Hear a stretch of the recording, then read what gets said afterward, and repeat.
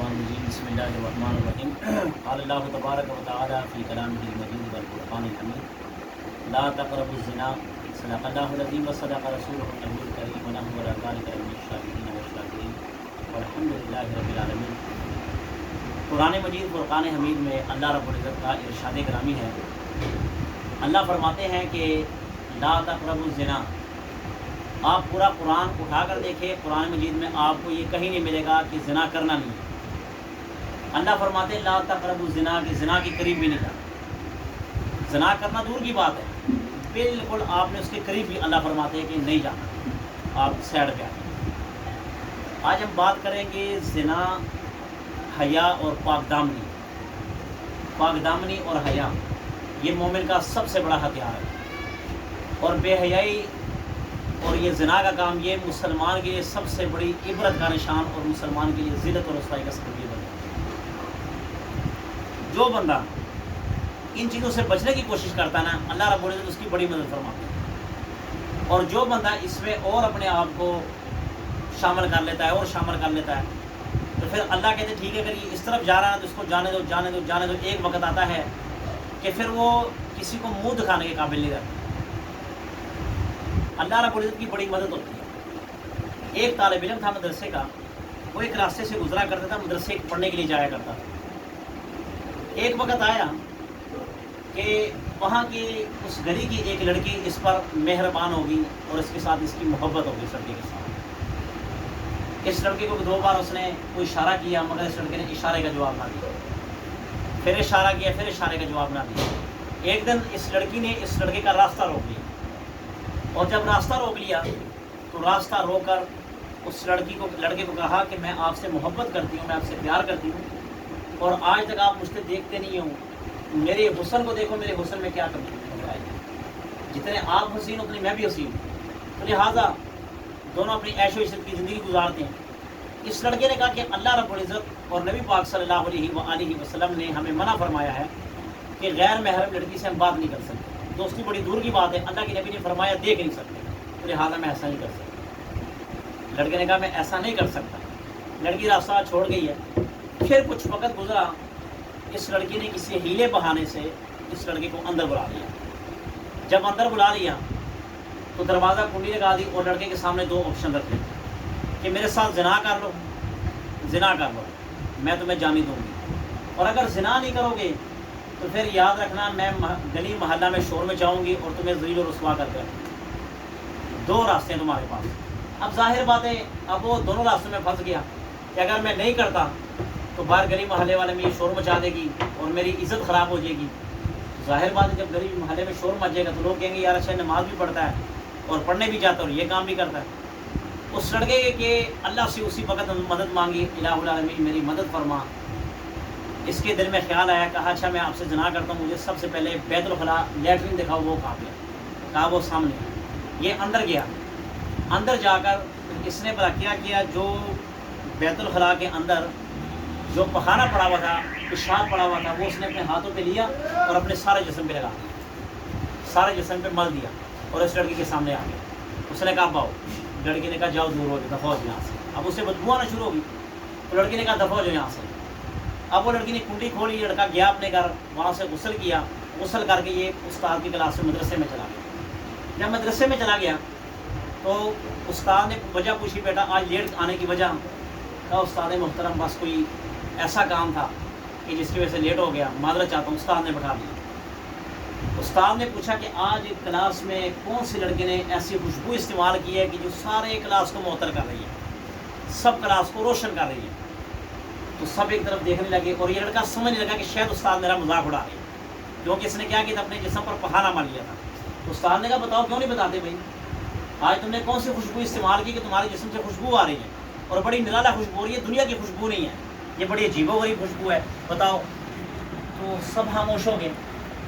پھر جب یہ لڑکا کھڑا ہوا، اس نے کہا استاد محترم یہ خوشبو نہیں ہے، یہ اس طرح کا واقعہ ہے، تو یہ میرے جسم سے آ رہی ہے۔ تو استاد نے کہا کہ اللہ کی قسم اس وقت اللہ کی مدد آپ کے ساتھ ہے اس وقت، اور دوسری بات ہے آپ کے جسم سے یہ خوشبو ہے نا، آپ نے اپنی خواہش کو ترک کر کے اللہ سے ڈرے ہو، زنا کو آپ نے چھوڑا، آپ کے جسم پر جبریل امین نے آ کر جنت کی خوشبو مل دی۔ ٹھیک ہے، خوشبو آپ پر اللہ تعالیٰ نے آپ کے جسم سے لگا دی اور آپ کی جسم سے خوشبو نہیں کرتی. آپ دیکھیں لوگ کہتے ہیں کہ زنا سے بچنا بڑا مشکل ہے، لوگ کہتے ہیں بازاروں میں لڑکیاں دیکھنا بڑا مشکل، یعنی کہ آسان کام ہو گیا، ہم کیا کریں. اب ایک بندے کو میں نے کہا یار بدنظری سے بچو، اس نے کہا بدنظری سے کیسے بچیں، بازار میں جاتے ہیں اس طرف بھی لڑکی اس طرف بھی لڑکی، سامنے بھی لڑکی پیچھے بھی لڑکی، ہم کیا کریں. بھائی بچنے والا ہو نا، بچنے والا تو بچ جاتے ہو. اب مجھے بتاؤ بازار میں جب آپ اپنی لڑکیاں لے کے جاتے ہو اپنے ساتھ، اپنی بہن بیٹی کو رہتے کیسے بچا کر لے کے جاتے ہو. بات ہے نا، جب آپ کسی کی بہن بیٹی دیکھتے ہو تب آپ کہتے ہیں یہ احتیاط کرنا بڑا مشکل ہے، اور جب اپنی بہن بیٹی یا بیوی پیچھے بٹھائی ہوتی ہے لے کر جا رہے تھے اس وقت آپ کتنے احتیاط کے ساتھ چلتے ہیں. اور آپ کے پاس کوئی قیمتی سرمایہ دار چیز ہے، بازار میں کیسے لے کر جاتے، کسی کو خبر نہیں ہونے دیتے.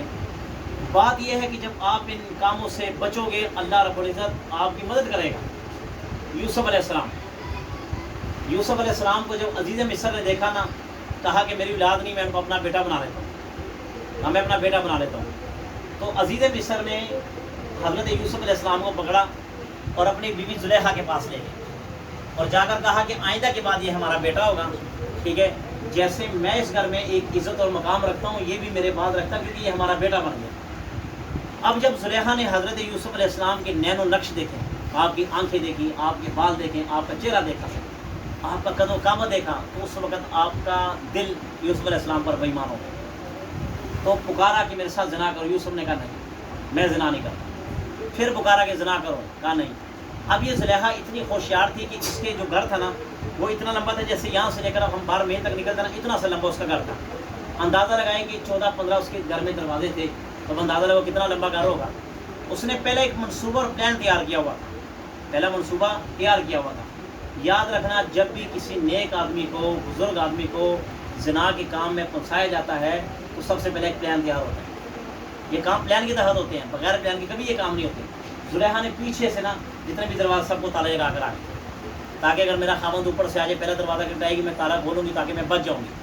تو اس نے تالے لگا رکھے تھے. اب اللہ فرماتے ہیں کہ تم کیا کرو، حرکت تم کرو برکت ہم ڈالتے ہیں. یعنی کہ پہلے انسان اپنی کچھ من کی کچھ حرکت دکھائے نا کہ میں بچنے کی کوشش کرتا ہوں. جب یوسف کو زلیخا نے اپنی طرف کھینچا تو یوسف علیہ السلام کا کرتا پھاڑ گیا اور آپ دروازے کی طرف بھاگے. جب آپ نے دروازے کی طرف دیکھا دروازے پہ کیا تالا لگا ہوا تھا.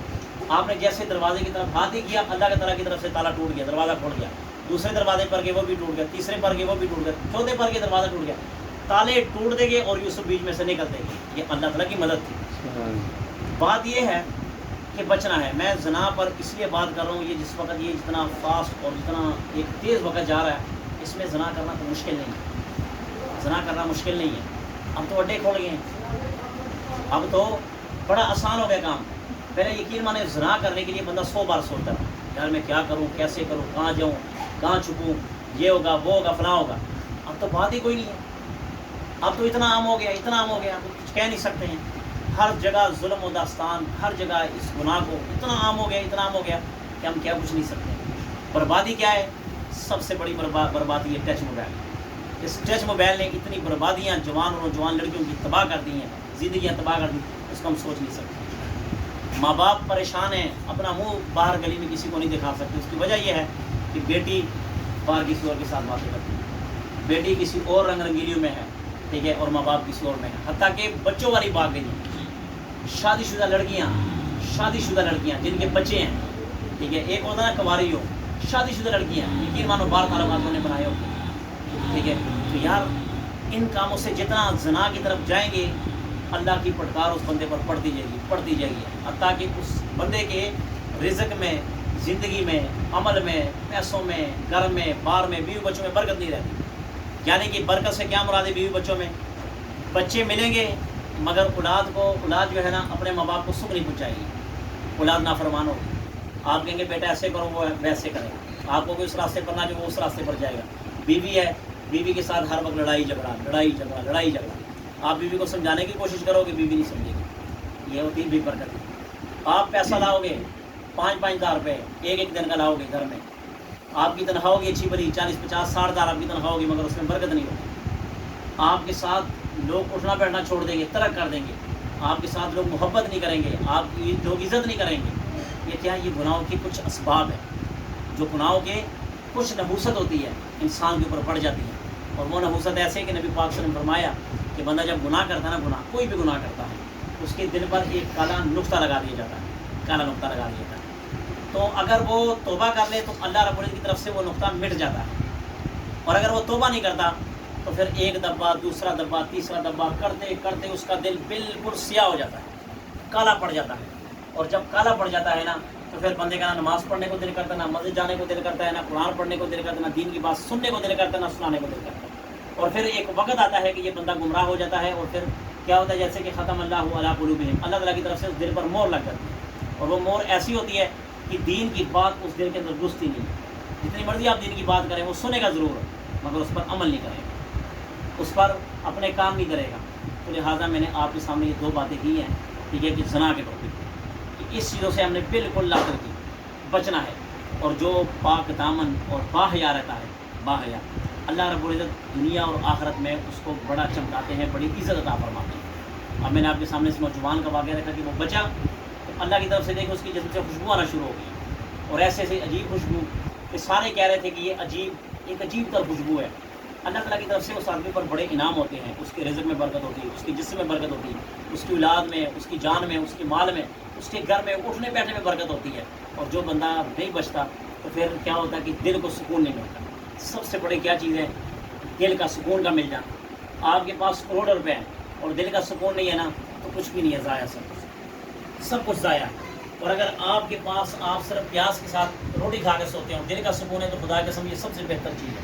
اب دیکھیں یہ ہم جو طبقہ اس وقت یہاں پہ بیٹھا نا، اس کو کہتے ہیں کہ میڈیم کلاس طبقہ، یعنی کہ اتنے ہم اونچے لیول کی بھی امیر نہیں ہیں اور اتنے نچلے طبقے بھی لوگ نہیں ہیں کہ بالکل گرے میں، میڈیم کلاس ہے۔ مگر شکر اللہ کا، اگر ہم گلی میں چارپائی بچھا کر سو جائے تو ہمیں الحمدللہ اے سی کی ضرورت نہیں ہے، گھر میں ہمیں پنکھے کی ضرورت نہیں ہے۔ اگر اس کلین میں سو جائے تو ہمیں کلین پر بھی نیند آ جاتی ہے۔ یہ ہوتا ہے اللہ تعالیٰ کی طرف سے سکون، بس جہاں آگ لگی وہیں پر سو گئے۔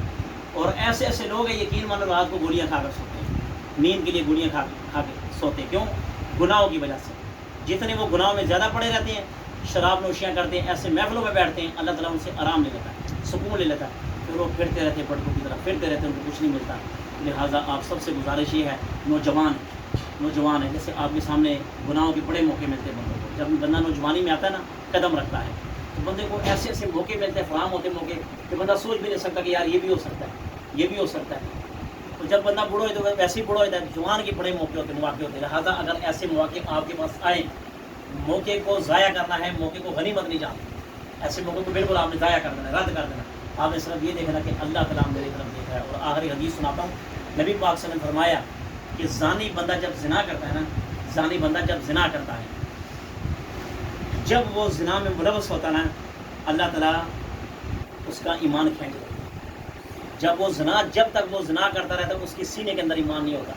اور جب بالا کوٹ میں زلزلہ آیا تھا نا، یاد ہے نا وہ زلزلہ کس میں؟ ہاں 8 اکتوبر میں جو زلزلہ آیا تھا، اس زلزلے کی صورت میں جب گھوڑنوں سے لاشیں نکالے گی نا تو ننگے پڑے ہوئے تھے۔ مجھے یہ بتاؤ، اللہ کے نبی نے فرمایا کہ جب زنا کرتے ہیں تو سینہ سے ایمان نکل دیا جاتا ہے۔ جب تک وہ زنا کے عمل میں مصروف رہتے تب تک ان کے سینوں میں ایمان نہیں ہوتا۔ اللہ نہ کرے اس صورت میں اگر موت آ جائے، فرشتہ اگر آپ کی روح کھینچنے کا، مجھے بتاؤ مسلمان کی یا کافر کی ہو، ساری آپ کی زندگی، آپ کی آخرت تباہ ہوگی۔ زندگی تو ہی تباہ آخرت تباہ ہوگی۔ تو اللہ کے نبی نے فرمایا کہ اس کا ایمان سلب کر لیا جاتا ہے، اس کا ایمان کھینچ لیا جاتا ہے، تو وہ خالی ایمان سے آ رہی ہوتے ہیں، تب وہ جا کر زنا کرتے ہیں۔ اللہ نہ کرے ایسے موقع میں موت آ جائے، موت کا فرشتہ آ جائے۔ اب موت کا فرشتہ گھنٹی کھڑکا کے تھوڑا آئے گا، آپ کو کان سے تھوڑا کھینچے گا کہ بھائی آپ کی موت آنے والی۔ موت کا فرشتہ جب آپ یہاں سے پکڑے نا، روح نکالی، بس وہ گئی۔ آپ کو اتنا موقع بھی نہیں دینا کہ آپ ایک چیز اٹھا کر وہاں پہ رکھ دیں، بس وہیں پہ موت آ گئی۔ بس اس حدیث کو آپ سامنے رکھیں، کوئی بھی گناہ کرے، چاہے وہ زنا ہے، چاہے وہ لواط ہے، چاہے وہ مشتنی ہے، چاہے آپ وہ ہاتھ استعمال کرتے ہیں، کوئی بھی گناہ کرتے ہیں تو یہ حشر ہونا ہے کہ ایمان کھینچ لے جاتا ہے۔ اور یہ اس وقت آپ نے سوچنا ہے کہ جب ہم گناہ کر رہے ہوتے ہیں تو یہ آپ نے ضرور سوچنا کہ اللہ ہمارے سر کے اوپر ہے اور اس وقت میرے سینے کے اندر ایمان نہیں ہے۔ اللہ نہ کرے اس وقت اگر اسرائیل علیہ السلام آ جائے اور میری روح نکال لے، میری آخرت تباہ ہو جانی ہے۔ اللہ سے دعا ہے جو کچھ کہا بسم اللہ الرحمن الرحیم،